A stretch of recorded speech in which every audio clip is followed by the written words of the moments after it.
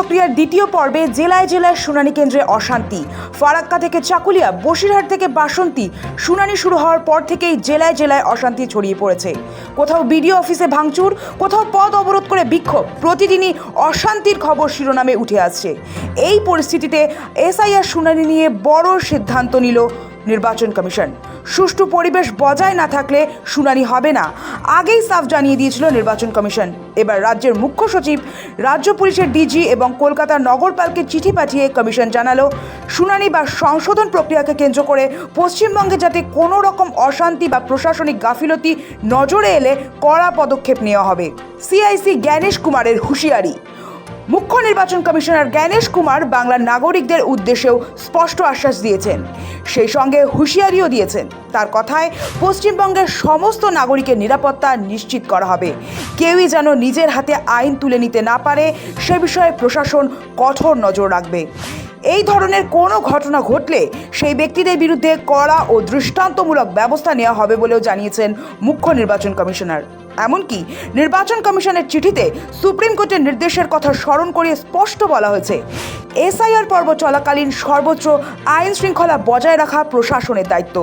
Commission সতর্ক করেছে, এই নির্দেশ মানা না হলে বা কর্তৃপক্ষের কোনো কাজ বা গাফিলতির কারণে যদি এসআইআর প্রক্রিয়ায় বিঘ্ন ঘটে, তাহলে সংশ্লিষ্টদের বিরুদ্ধে কঠোর পদক্ষেপ নেওয়া হবে। এর মধ্যেই পশ্চিমবঙ্গের লজিক্যাল ডিসক্রিপেন্সি ও আনম্যাপড ভোটারদের বিষয়ে বিজ্ঞপ্তি প্রকাশ করেছে নির্বাচন কমিশন। সুপ্রিম কোর্টের নির্দেশ মেনে 24শে জানুয়ারি 2026-এর মধ্যে এই দুই শ্রেণীর ভোটারদের নাম প্রকাশ্যে টাঙানোর সিদ্ধান্ত নেওয়া হয়েছে। নির্বাচন কমিশনের তরফে রাজ্যের মুখ্য নির্বাচনী আধিকারিককে পাঠানো নির্দেশিকায় জানানো হয়েছে, গ্রাম পঞ্চায়েত ভবন, ব্লক অফিস, তালুক স্তরের দফতর এবং শহরের ওয়ার্ড অফিস সহ সমস্ত গুরুত্বপূর্ণ জনসমক্ষে এই তালিকা টাঙাতে হবে। উদ্দেশ্য একটাই, ভোটাররা যাতে সহজেই জানতে পারেন তাদের নাম কোনো সমস্যাজনক তালিকায় রয়েছে কিনা। এই তালিকা প্রকাশের আগেই শুনানি বা সংশোধন প্রক্রিয়াকে কেন্দ্র করে পশ্চিমবঙ্গে যাতে কোনো রকম অশান্তি বা প্রশাসনিক গাফিলতি না ঘটে তা নিয়ে সরাসরি শীর্ষ প্রশাসনিক ও পুলিশ কর্তাদের চিঠি দিল নির্বাচন কমিশন। সূত্রের খবর, বর্তমানে যেসব ছোটোখাটো ঝামেলার খবর শোনা যাচ্ছে সেগুলি জেলা স্তরে সামনে দেওয়া সম্ভব হচ্ছে বলেই মনে করা হচ্ছে। কারণ পরিস্থিতি গুরুতর হলে সেই জেলার জেলা নির্বাচনী আধিকারিক নিশ্চয়ই বিষয়টি মুখ্য নির্বাচনী আধিকারিকের দফতরে জানাতেন। বাংলায় এসআইআর এর শুনানি পর্বে ভোটারদের হয়রানির শেষ নেই। সাধারণ মানুষের হয়রানির থেকে বিএলওদের ক্ষোভ বিক্ষোভ চলছেই, জানিয়ে একাধিকবার সরব হয়েছে শাসক দল তৃণমূল। এমনকি মানুষের হয়রানি নিয়ে নির্বাচন কমিশনকে একাধিক চিঠিও দিয়েছেন মুখ্যমন্ত্রী মমতা বন্দ্যোপাধ্যায়। এর মধ্যেই গত 14ই জানুয়ারি এসআইআর পর্ব চলাকালীন ফারাক্কায় বিডিও অফিসে ভাঙচুরের ঘটনা ঘটে। পরিস্থিতি এমন জায়গায় পৌঁছেছে, হিয়ারিং ক্যাম্পে ভাঙচুর চালানো হয়। অভিযোগ, স্থানীয় তৃণমূল বিধায়ক মনিরুল ইসলামের উপস্থিতিতে উত্তেজনার চরমে ওঠে।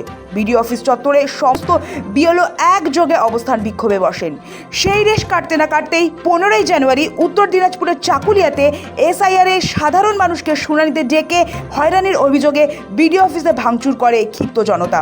বিডিও অফিসের সামনে আগুন জ্বালিয়ে বিক্ষোভ দেখান তারা, পাশাপাশি পথ অবরোধ করেন স্থানীয়রা। বৃহস্পতিবার ঘটনাটি ঘটেছে চাকুলিয়ার কাহাটা এলাকায়। এসবের মাঝেই মঙ্গলবার উত্তর 24 পরগনার সন্দেশখালী 1 নম্বর ব্লকের বিডিও অফিসে ভাঙচুরের ঘটনায় নতুন করে উত্তেজনা ছড়ায়। অভিযোগ, একদল দুষ্কৃতী বিডিও দফতরে ঢুকে একাধিক গুরুত্বপূর্ণ সরকারি নথি তছনছ করে। আচমকা এই হামলার জেরে আতঙ্কিত হয়ে পড়েন অফিসের কর্মীরা।